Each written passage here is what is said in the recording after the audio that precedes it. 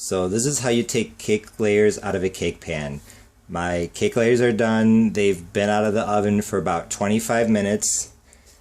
I can hold them on the side, no problem. The bottom's still kind of warm. I don't think I'd want to do this forever, but here I can hold them no problem at all. I took a plate and I put some plastic wrap on it like this.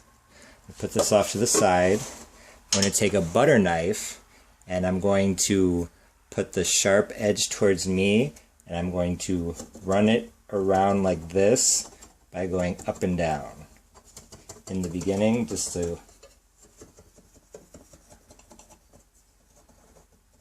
get it to loosen from the edge, and then I'm going to drag it. Drag it around like that.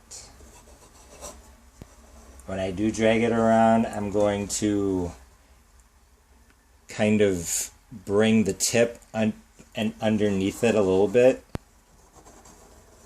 So going up and underneath it a little bit, I'm loosening the part that's on the flat bottom a little bit too.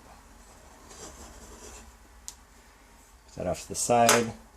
Now what I'll do is I'll take my plate with the plastic wrap, put it face down like this, and then with both hands I'll put my thumb on the plate and the fingertips, the tips of my fingers will go underneath the cake pan like this on both sides, and I just flip it over. It may have come loose already. Sometimes they come loose right away. Okay, sometimes you have to tap it or maybe shake it a little bit. And voila. Cake layer is out. This other layer, as you can see, it came out pretty cleanly.